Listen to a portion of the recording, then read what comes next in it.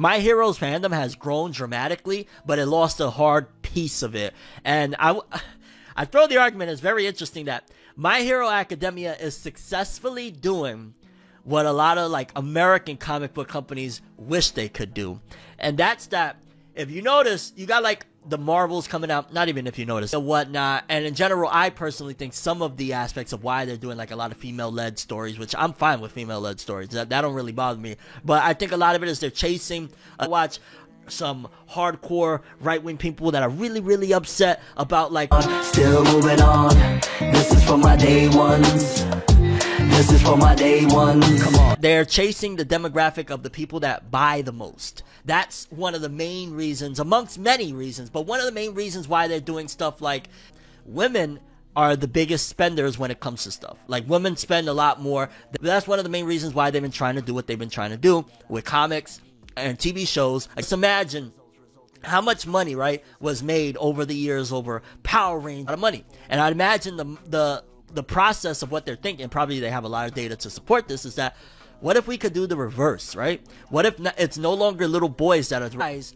What type of bag would that be? So I think that's a part of the equation. And while it's failed very badly over here in the West, you know, the projections for the Marvels, which I'm excited to watch Marvels. I'm an anomaly with this, okay? I don't care. I'm looking forward to seeing Brie Larson. We talked about it last stream. I don't need to say it again. I'm hyped for this, and I'm not going to let nothing. I can watch people that are hating on this stuff, and I could be like, oh, wow, that's crazy. But my opinion differs. But shout outs to them for it's going to appear with a horrible box office first week and whatnot. It's going to be very low and all that jazz.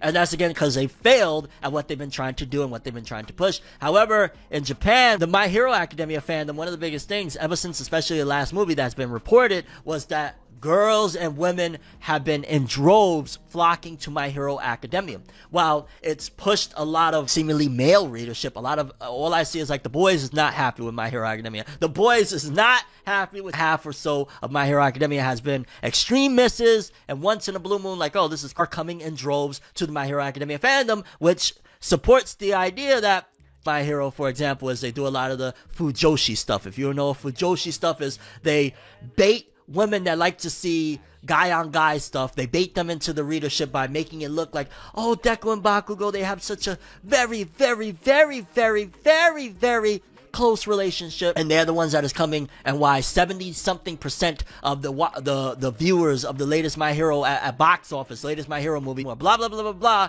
Why is popularity still increasing? Why are they putting out another My Hero movie? That's because it's successfully done what, again, the West is trying so desperately to do and not being able to do, in getting girls interested, getting girls involved, getting a female readership increase dramatically, but it's at the cost of a lot of the male readership, whereas a lot of people are like, yo, I don't care. I don't care about My Hero no more, is what a lot of people are saying. So they traded in fandoms for a bigger bag, because now, and it's only going to be a bigger thing, because a lot of, like, the Marvel guys, they're not realizing something very big. They're not realizing the fact that just because this generation and the previous generations are kind of hip to what is actually being done, whereas, like, and this is not a real, I don't even know, has this happened yet, but, for example, they'll have, like, Thor, right? And then they'll start introducing a female character that is kind of related to Thor, and then moving forward, the franchise is going to be about that character. I think they're doing that with Blade right now, where supposedly the next Blade movie, he's not even supposed to be that important,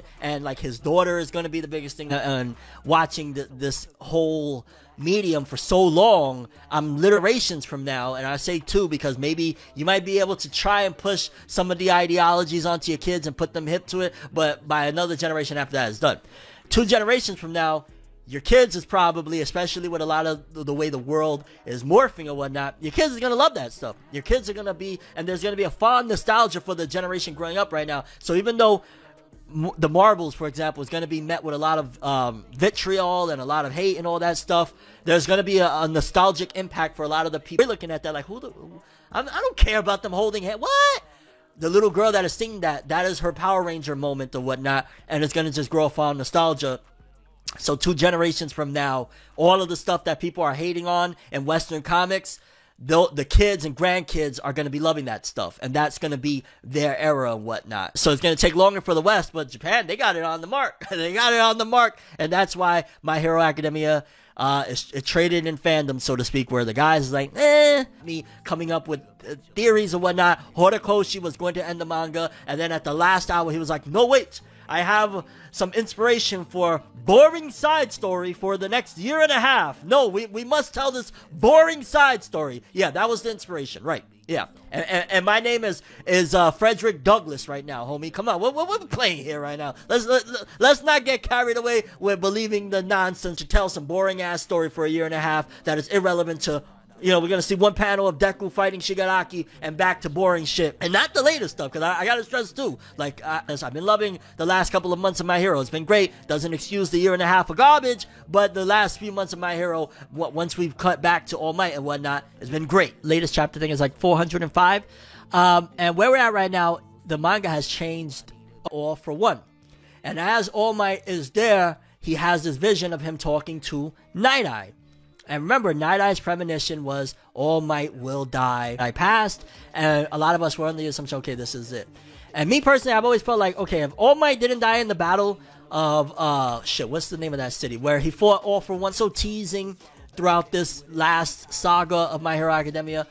This is probably going to be it, fam. Especially with this last battle, with him with the suit and whatnot, fighting against, as he's talking to Night Eye. In the vision, Night Eye says, no, you were supposed to die right here. Fate has been changed. You're not going to die right here. So essentially, one of the biggest things about My Hero Academia of All Might being killed has been averted.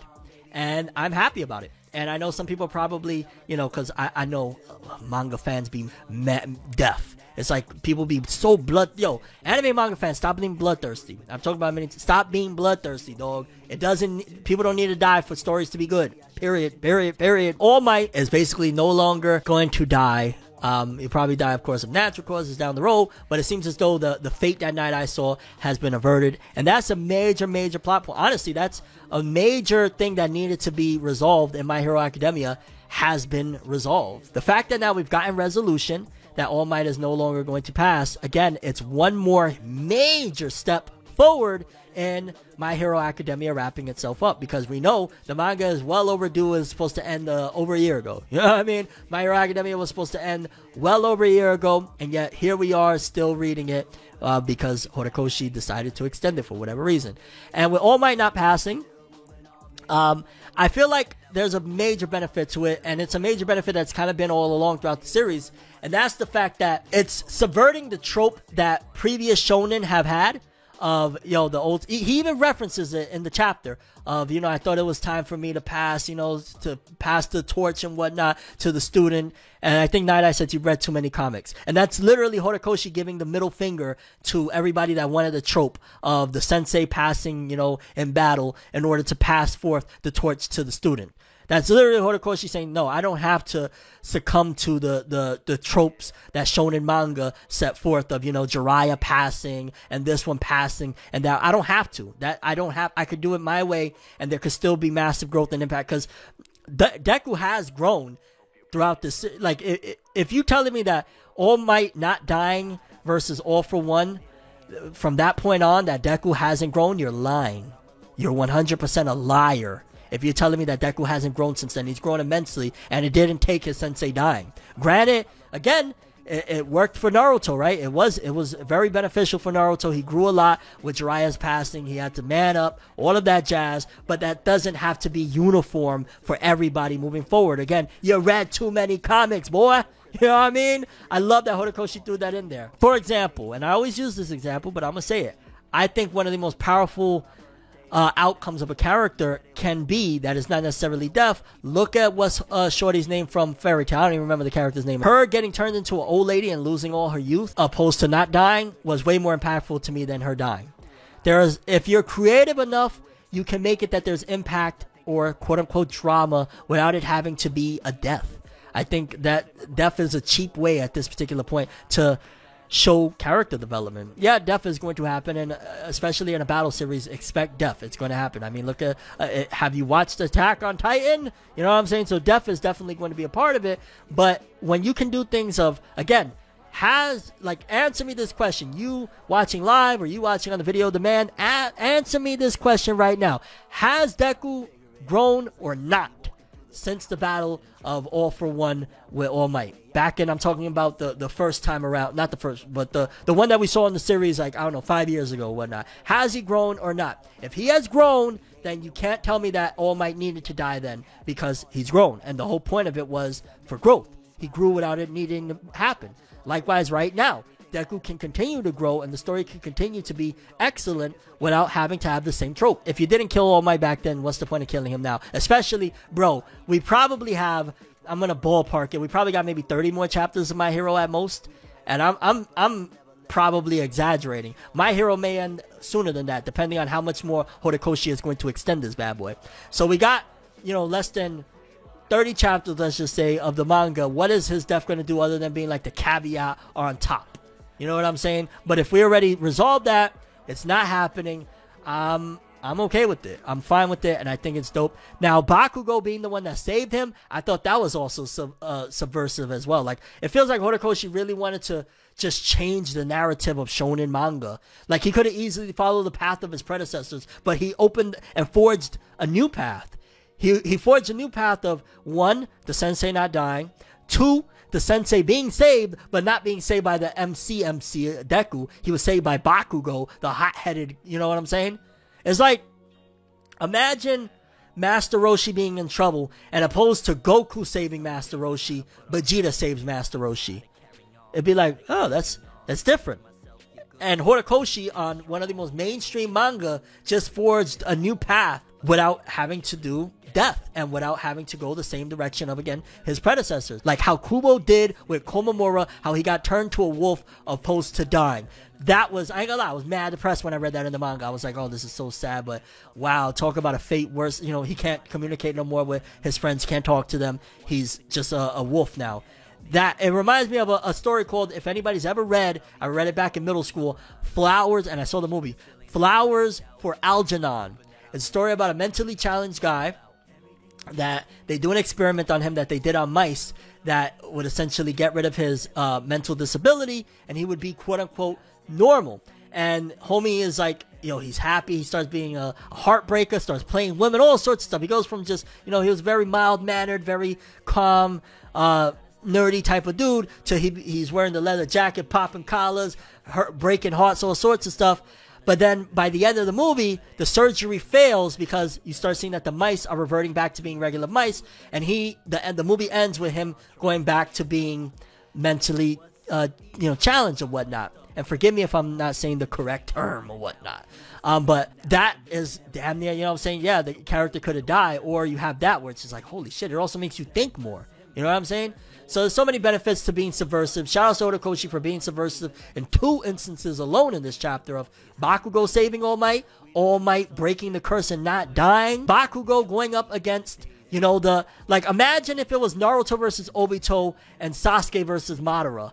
That's essentially what we're having right here, where it's Deku versus Shigaraki and Bakugo versus All for One. We didn't see that coming. We thought it was just going to be Deku and Bakugo fighting against All for One, kind of classic or whatnot. That's 3 subversions Horikoshi managed in the latest chapter of My Hero Academia. If we're going to crap on My Hero, if we're going to say it fell off, if we're going to give Horikoshi a hard time, then we also have to give him props where they're due.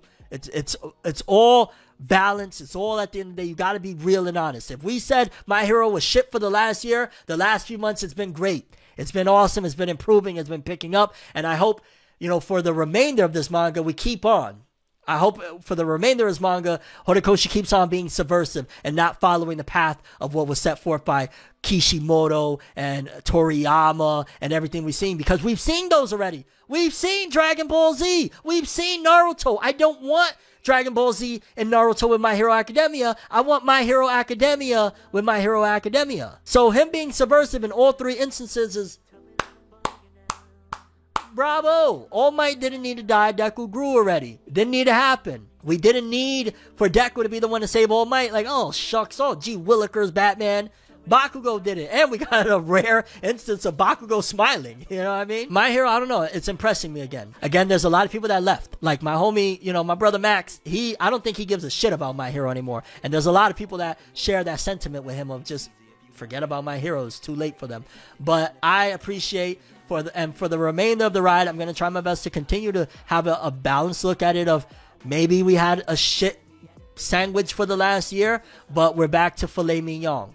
And this chapter showed yet again that Horikoshi is daring to do things differently and not follow the staples of everything. Because if he was following the staples of everything, back when Bakugo was kidnapped, he would have turned into Sasuke. We would have had My Hero Academia Shippuden, and Bakugo would have been a villain, and all that of what we suspected would have happened. The fact that we didn't go down that route, it just shows yet again Horikoshi is standing true to the story that he wants to write now. I can't speak for the last year if this boring ass shit that he told was what he wanted to tell, but now, yeah. Thought it would have been, wish it would have been. Acting like I'm fine is getting harder to pretend. I said, thought you would have been, wish you would have been. Maybe I was wrong, it was me.